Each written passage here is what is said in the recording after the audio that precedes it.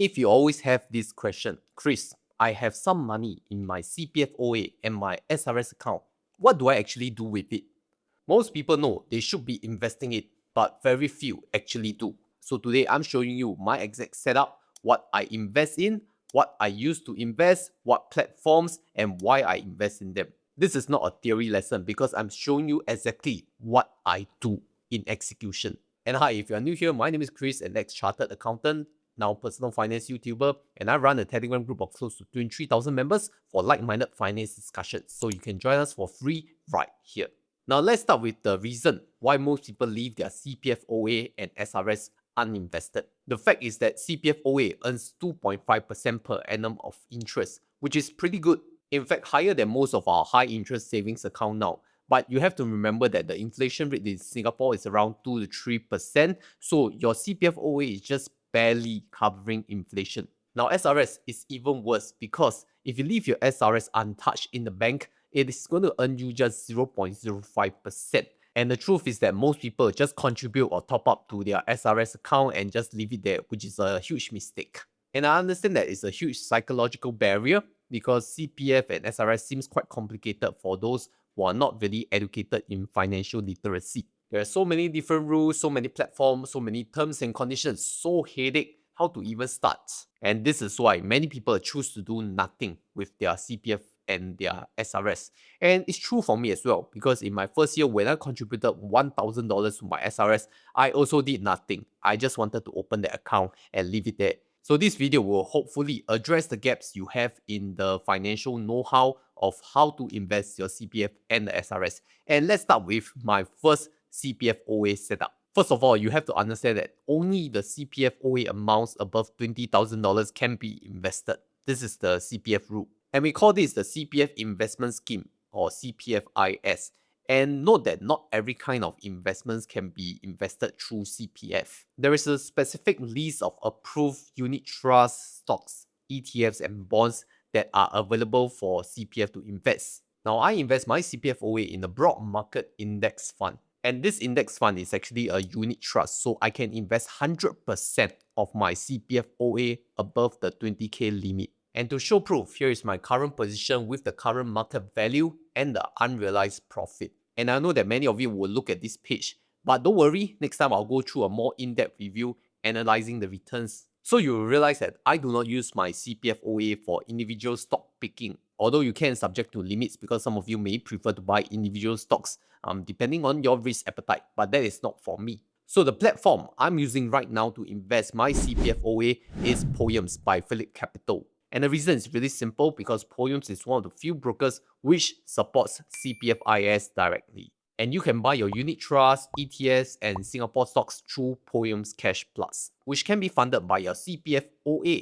If you're on Poems Cash Plus, I've got some good news for you. Previously, commission trades for US markets was tied to your funding tier. So depending on which tier you're on, you would get different pricing. The good news is there's no longer any more tiered pricing now. All Cash Plus tiers now enjoy 0% commission for US market trades. There is also no need to hit a certain asset value anymore. As long as you're on Cash Plus, you will enjoy 0% commission on US market trades. Simple and straightforward. I personally use Poems to invest my CPF and SRS to enjoy zero sales charge and zero platform fees for unit trusts. There is also no minimum commission for Singapore stocks and ETFs, whether on cash, CPF or SRS orders. It's great to see that Poems is making investing simpler to understand, while helping investors reduce trading costs and keep more of their returns. So check out the link in description to sign up for a Poems Cash Plus account today. And I want to address this point regarding how people use their CPF OA. And you have to realize that CPF OA never leaves the CPF system. It moves from your ordinary account to the CPFIS account. So when you sell away your CPFIS investments, it will go back to your CPF OA.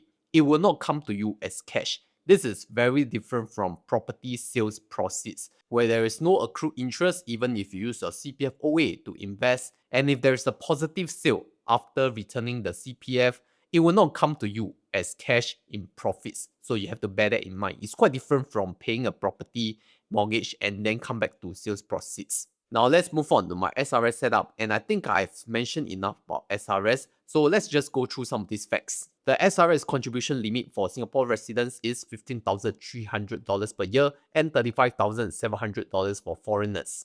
And as you know, Singapore income tax rates are on tiered brackets, so the tax relief will apply on the marginal tax rate. And usually people talk about SRS contributions when they hit the 11.5% tax bracket. So assuming you contribute $15,300 at 11.5% tax bracket, that's around $1,759 in tax savings. And the real mistake of contributing to SRS is that you leave it idle to earn you 0.05% per annum.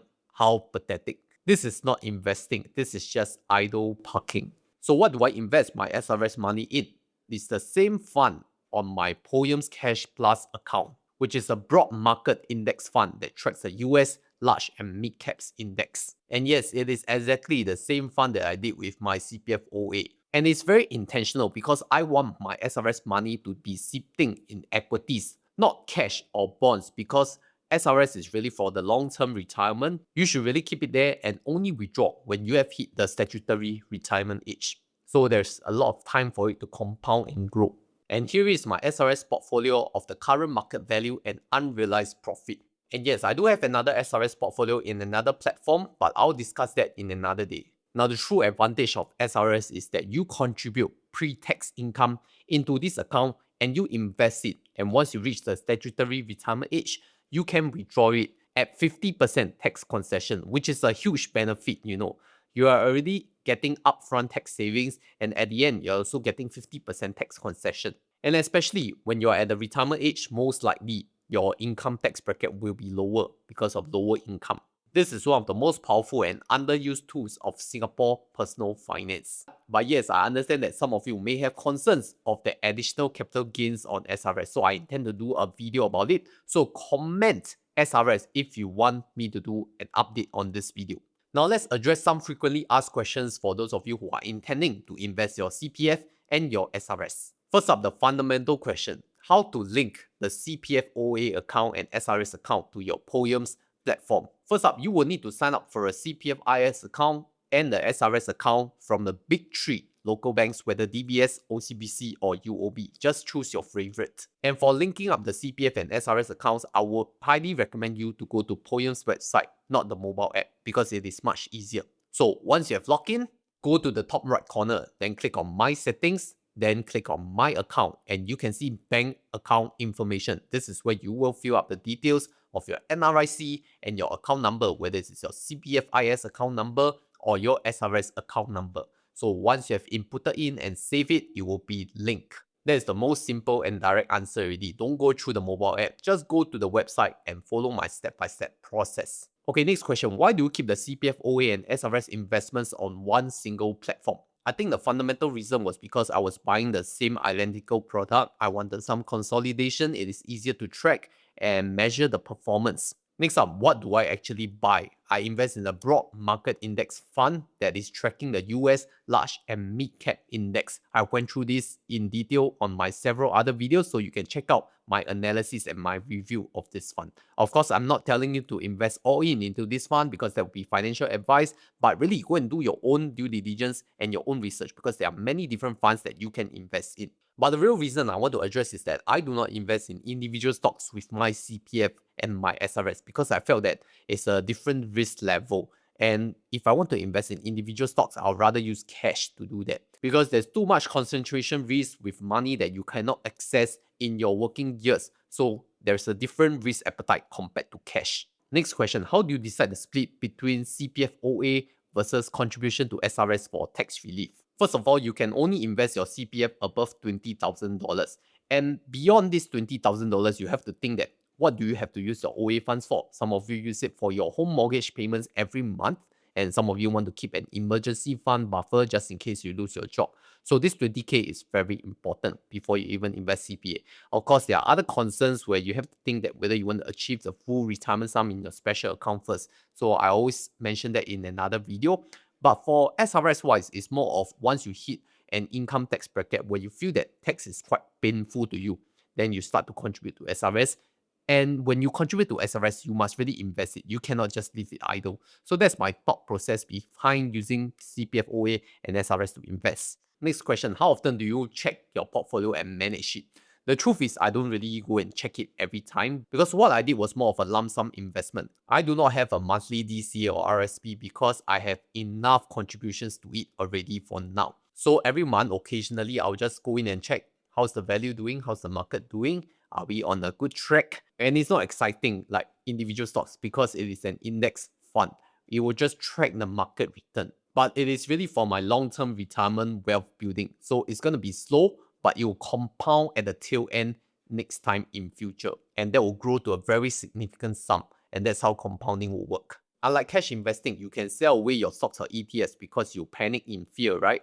Whereas for CPF OA and SRS, even if you sell away, it still stays in that account, right? So you think about it. If you really want to build wealth long term, you don't keep going in and out of the market. And that's how CPF investing and SRS investing can help in the favor of retirement wealth building. So if I've answered your question, please help me click a like on this video, and that will be a good encouragement to the channel. So if you have forget everything I've said in this video, I'm going to give you 3 pointers. Number 1, log into your CPF account and check above the $20,000 limit, how much can you invest? Number 2, check your SRS account, how much of it is uninvested, and should you go ahead and take action? Number 3, open a CPF IRS and SRS linked brokerage so that you can at least have the system to deploy your SRS and CPF funds when you really need it. You don't have to do it now, but you need to be ready. And the very platform that I recommend is Poem's Cashbars because you can do all in one. Now, I have also done up a cheat sheet which is available for free download. I'll link it in the description where I talk about the funds that you can invest with your CPF and SRS using Poems. It is not meant to be financial advice, but just providing the facts